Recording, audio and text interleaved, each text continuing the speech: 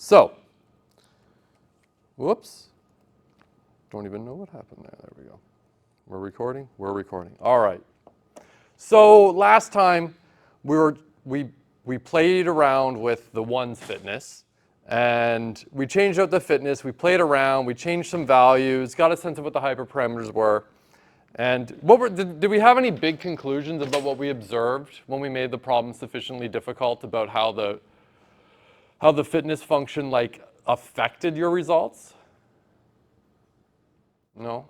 Ironically, I found one's fitness to be worse than value fitness in almost all Interesting. levels. Interesting.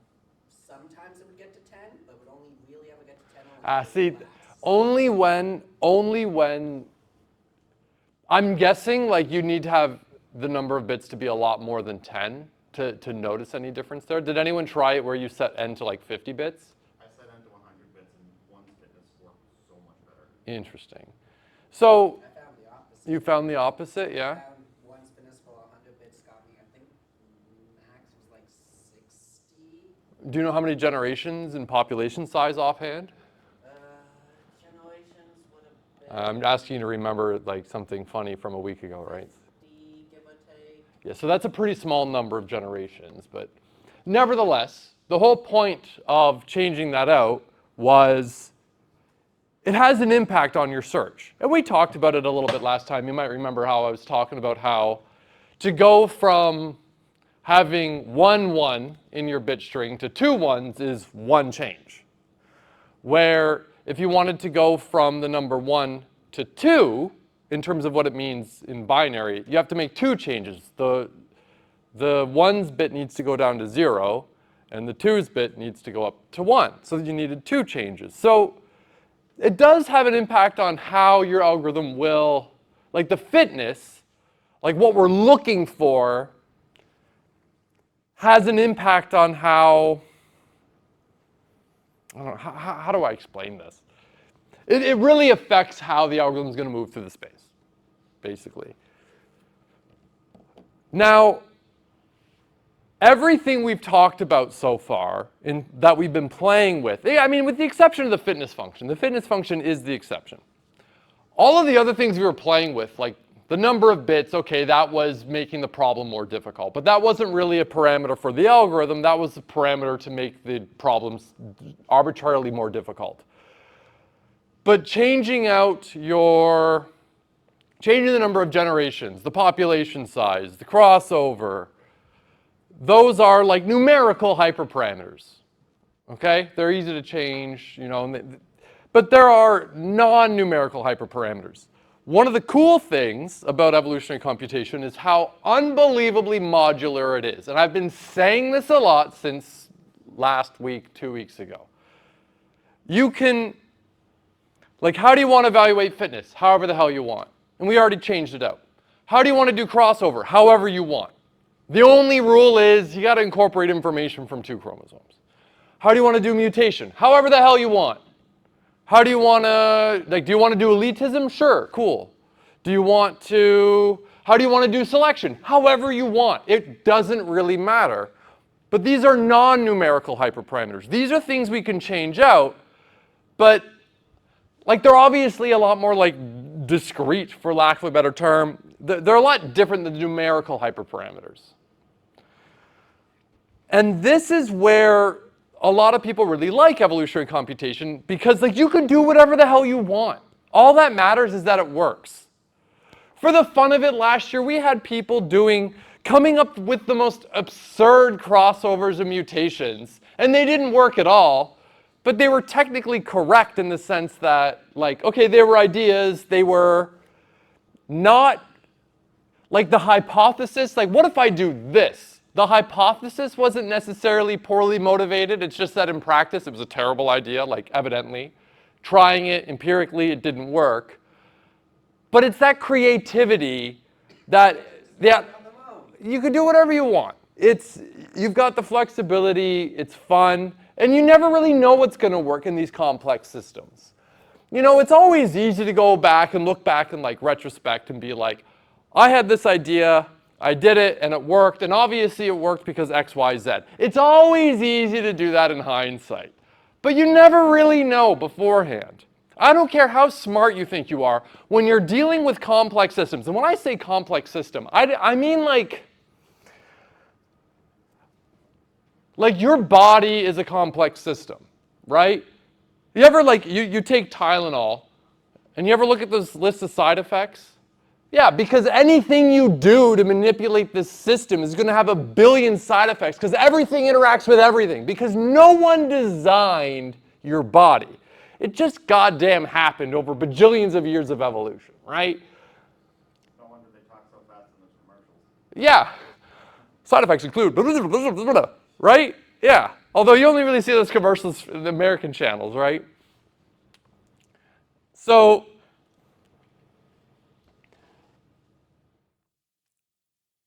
evolutionary computation is a complex system. Whenever you change one thing, it's going to impact everything else.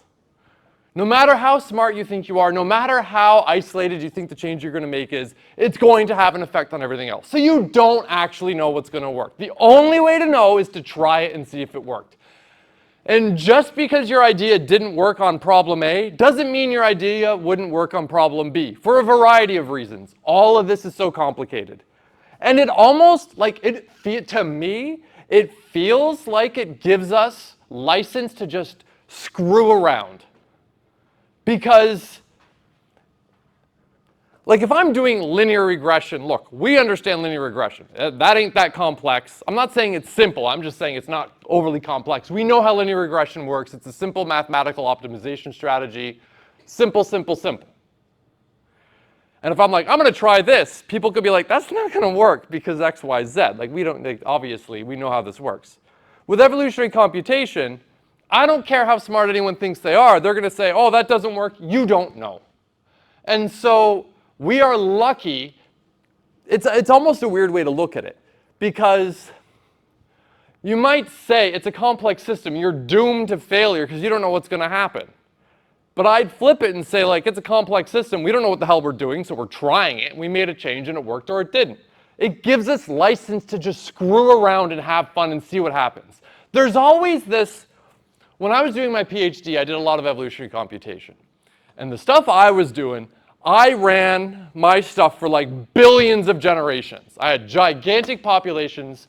They had billions of generations. I submitted it to Compute Canada, which is supercomputers. And it would run for 14 days. That's a long time. But I mean, I'm dealing with hard problems, right? So you just got you do what you got to do in hopes to find the best solution possible. Which is another funny thing that I'm going to come back to in a moment. But there's almost this and you probably haven't really experienced this yet, unless you've done a lot of other machine learning optimization already. To me, there's almost, it's look, okay, I've been waiting 14 days. I hit run. And I check on my phone, I log into Compute Canada and I check, oh, my jobs are done, right? I'm so excited. I'm like, oh boy, what did we get? It's like Christmas, right? It's oh, what did we get? Come on, let's see. I want to see good results. Let's go. There's a funness to it because it's always a surprise because you don't know what to expect. We know evolutionary computation works in practice, but when you're trying to squeeze out the best result possible, it's always exciting to see what you get. And as tangential to what I was just saying, it's kind of tricky to, when you're doing optimization, I'm going to try to explain this now, but I'm going to say it now knowing that without a lot of context and experience with evolutionary computation, this might not make a lot of sense yet, but I'm going to try. And I think it's important to kind of set yourself up with this right frame of mind for success. When it comes to using evolutionary computation, how you go about analyzing your results and interpreting your results really depends on what your goal is. If I'm showing up and I'm saying, I want to do a new crossover. I've got this idea for a new crossover that I think is going to be really good. The way you have to run and analyze your results are a little different than, it's a little different than someone coming to you saying, I need you to tell me the best path for delivery possible. Those are two very different problems. One is, I want the best solution I can find, and I don't care if I prove what percentage better it is, and if I can run the algorithm 100 times and always guarantee an optimal solution or near optimal solution. I don't give a shit. I just want the best solution I can find right now because that person wants to deliver things and save money. Versus demonstrating that your algorithm is better in general. There's very different things. Are you trying to really find the best solution to a particular problem, or are you trying to demonstrate that your algorithm is better than another algorithm? Those are two very different things. And we're going to be doing a little bit of both in this class. And I'll make sure it's clear as we go. So now back to this non-numerical hyperparameter stuff. This is where I always have fun. There's no rules. I don't care. There are some evolutionary computation people that would argue with me, and they are objectively incorrect for all the reasons I just said. These are complex systems. We don't know shit. And I don't care how smart you think you are. We don't know shit about how any of this stuff is going to work until you hit run and you see what you get. And then you can come up with hypotheses as to why it worked a certain way and it didn't. You can try your best, but at the end of the day, we don't really know. This is all very empirical stuff. You hit run, you see what you get, you evaluate the results. Did it work? Did it not work? What if I do this? That's the game you play. It's almost like you're the look, we got an optimization algorithm, evolutionary computation. Maybe it's a genetic algorithm, a specific one, right? A GA. And we're using this optimization algorithm to solve a problem or look for a good solution to a problem. But you, as the programmer, you're like performing an optimization algorithm on, can I optimize my numerical and non-numerical hyperparameters to find better, to enable my algorithm to optimize it better? It's almost like meta-optimizing. It's interesting. People will say, oh, well, there's algorithms to do hyperparameter search. But then you play this game of like, well, how do you optimize the optimizing algorithm? Like if I've got an algorithm that optimizes the hyperparameters, how do I optimize the hyperparameters for the algorithm optimizing the hyperparameters? And so on, and so on, and so on, and so on, right? So you got to kind of call it somewhere. Anyways. There's no rule saying fitness functions must work a certain way. There's no rule. In fact, there is a whole branch, and this actually was pretty wild. You go back a couple of years now, I mean, it was a little while ago now, like 10 years, I want to say, maybe even a little longer, where Jeff Hinton, no, not Jeff Hinton, no, he's the neural network guy. Clune? Jeff Clune? I can't remember his first name, Clune. Anyways, he's some famous evolutionary computation researcher from Florida State, I believe, who as of now, I believe, works for Uber. Uber, I don't know if they still are, but Uber went really hard into evolutionary computation a little while ago. But they have this thing called like novelty search, and it works really well. And the whole idea there is when you're optimizing, you want to take the idea of your fitness function and throw it away. And really what you want to optimize is novelty in your population, like really emphasizing diversity effectively, something new. And it works freakishly well. There's ways to make it work better. You're thinking, how would it not work with a fitness function? You'll see, it's great. As an aside, by the way, this book is phenomenal. I have a copy. I guess it's not Clune. Ken Stanley. I have a copy of this book. I lent it to someone. I don't know who has it anymore. This has happened to me far too often, where I lend books out and I don't get them back and I forget who I gave them to. This actually happened to my honors thesis. I have a physical copy of my honors thesis. It's one of a kind because, I mean, no one's printing that. And I lent it to somebody who was doing an honors thesis as like a template, like here's how to do it. And I never got it back and I don't know who I gave it to. And so this it's really sad, right? The only real copy, it's somewhere. And then I realized it was missing and I emailed everybody. I was like, okay, I know one of you have it, just who has it? And everyone claimed they didn't have it. And I'm like, come on, where's my book? Anyways, that's sad to me. If you ever see a book lying around campus that says authored by James, give it to me because it's mine and it's the only one. But this book, I have a copy. I lent it to someone. I have no idea who. This book is unbelievable. Why Greatness Cannot Be Planned. The Myth of the Objective. And it's technically, it's actually a really funny book.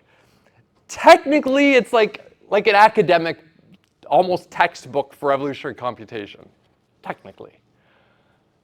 But I could tell that, like, I could give this to my mom, who knows nothing about this shit, right? She could barely turn on her computer.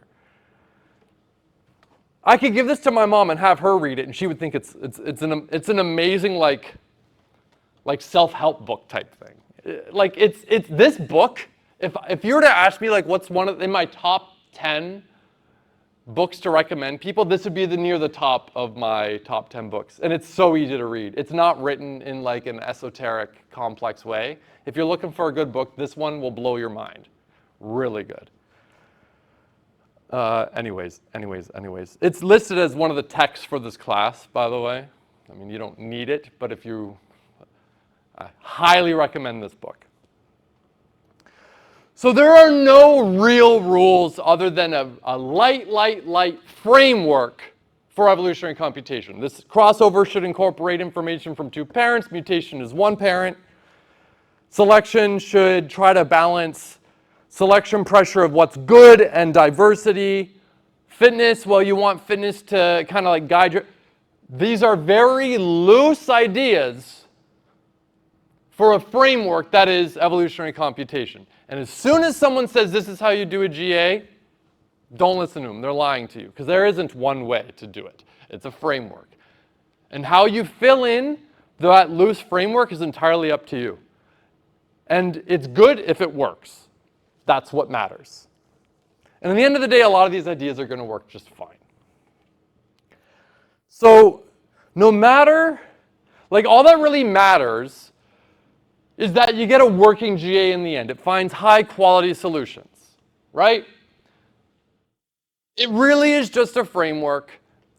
And any of the concrete pieces I've talked about, like that crossover, that selection, sure, these are simple, easy to understand, and popular in the sense that people will use these crossovers and mutations because they're easy to understand, they're simple to implement. But that is not to say this is how you do it. So I'm going to give you a few minutes, a little more than a few minutes, to try and go and invent your own crossover. Do whatever the hell you want. I don't care. And if it sucks, awesome. If it works, great. It doesn't matter. Do your own crossover, mutation, selection, do whatever the hell you want. I don't care. I just want to see you try something interesting. So go do that. I'm going to give you a little bit of time to go play through that. I'm going to pause the recording for now. And we'll see where we are when we're done. And we'll see like what worked, what didn't work, what did you try. I want to see some creative thinking here. All right, for the sake of time, because we are running out of time, did anyone do a change that they think had a positive impact? You don't know yet. You don't know yet? You're looking into it, yeah. You just finished making it? Yours you think had a negative impact? Probably, like, I'm just finishing up. I don't think it's gonna. You don't think it's going to work? Oh, man. Okay, you know what? Because it sounds like people aren't quite done, we'll start here off tomorrow and just see if you can get like finished and see what we get. Because I don't want to skip over the fact that you tried something new and we're going to talk about these ideas. I don't want to skip over that fast in like the next 3.5 minutes. So, I mean, for the next 4 minutes, keep hacking away, do your thing, and then we'll pick up here tomorrow. But did anyone have any questions about what they were trying or anything before, like, I guess we stop for today? No? All right, so, okay, for the sake of giving you a chance to try your ideas, sink your teeth in to see if it's working or not. Remember, you're going to want to run it a couple of times to get a sense of if it's working or not. We'll just stop here then for now. But yeah, see if you can like play around with it tonight or early tomorrow when we have lecture, yeah? Any last questions or anything? All right, cool. All right, so just as a note, this lecture today, I think we only have like one more lecture like this going forward. So we've taken a few lectures to kind of hack around and play around as if it's like a lab type thing, but for the most part, the lectures for this class are going to be lectures. Be aware of that. So if you liked this, sorry. If you didn't like this, well, you're in luck. Yeah. All right, cool.